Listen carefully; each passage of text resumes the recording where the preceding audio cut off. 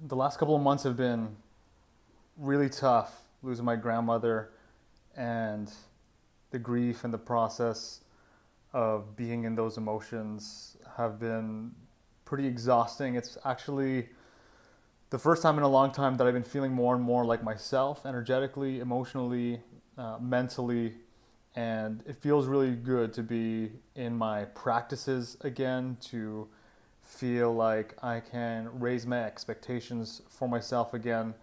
But, you know, through that time, I really just sat with the emotions that I was in. I sat with the grief and the sadness and the loss, and you can't see on my wall right now, but I have the five stages of grief to locate myself every single day on where I'm at, and and the reason why I did that was because almost everything in my life I have sped through it. I have rushed for the lesson or rushed for the distraction just to get over it. And I loved my grandma. I lived with her for 26 years of my life. She was like a mother to me.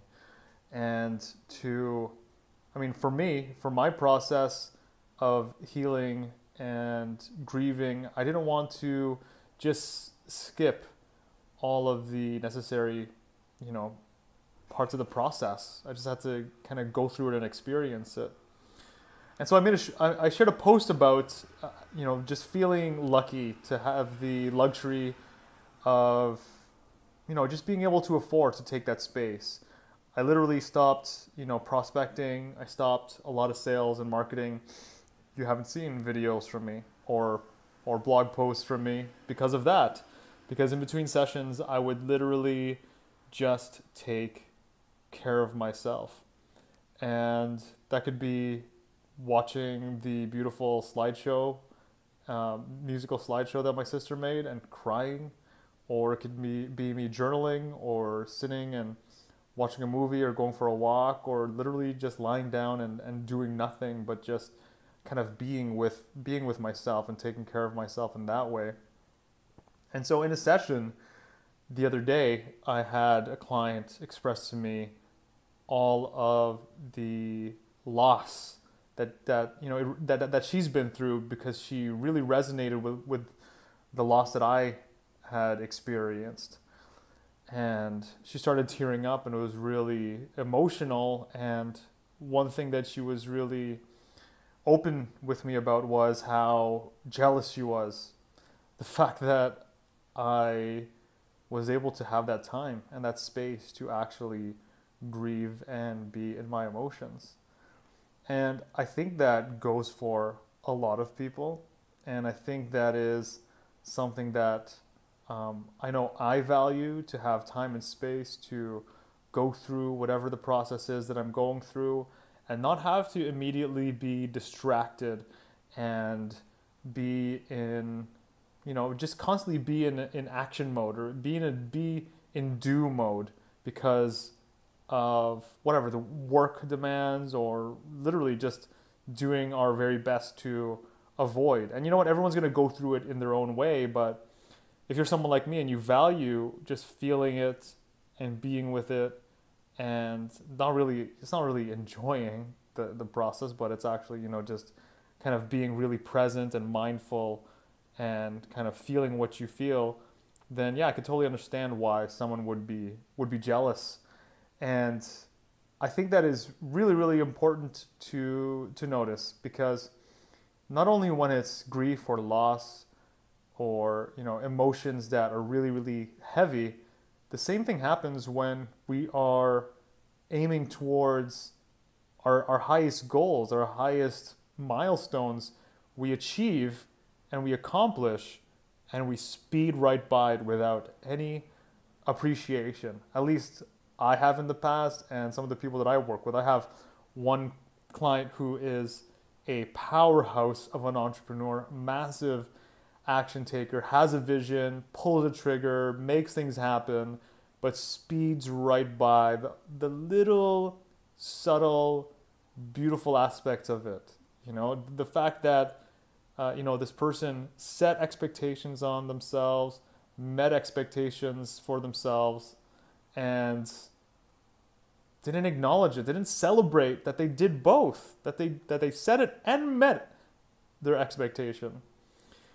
And I find that that is really what's missing for a lot of people, is that we aim straight ahead, which is we're trying to achieve a vision or a goal. And as we do it, as we accomplish it, life speeds by, we speed right by, and we're looking for the next goal without sitting in the juicy goodness of love and joy and appreciation of the fact that you thought it, you worked hard for it, you took action towards it, you committed, and you actually made it happen. Then also, the same thing happens when we look back at some of our past, whether it's our loss or our wounds or our trauma.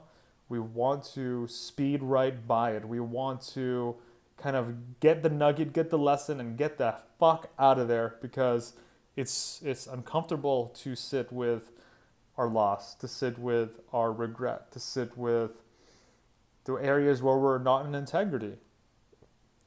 But when we do look back at our past self, and we do look back at that grief or that loss or whatever it is, and we feel through it, and we gain awareness around it, and we process it, and we recover from it, and we work through it with somebody, with a guide, then that stuff doesn't show up in the present. It doesn't photocopy itself into the present moment.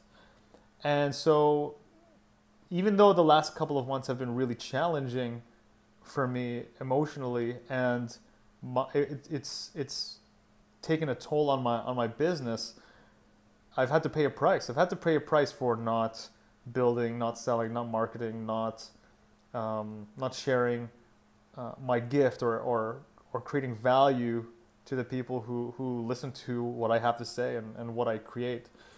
My business has taken a price, and it's really fucking uncomfortable, and it's really challenging to be in that now, especially since I am back in action and I am feeling more and more like myself.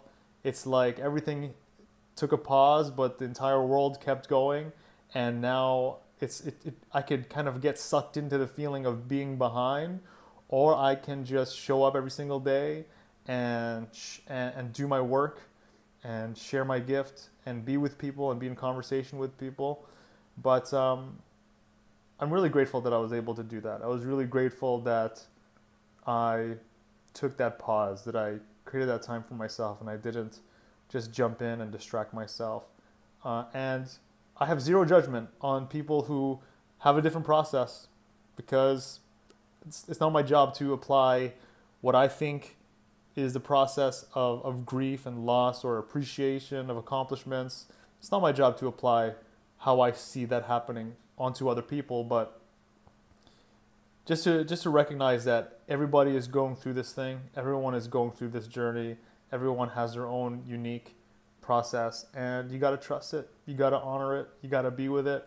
And when you get attached to looking in the rearview mirror, when you get attached to only looking at the future, or like projecting into the future, and you are not present and you're not mindful, I think that is where the biggest loss can be. I hope you enjoyed what I have to say, and I look forward to sharing more with you and being with you all. Have a wonderful day.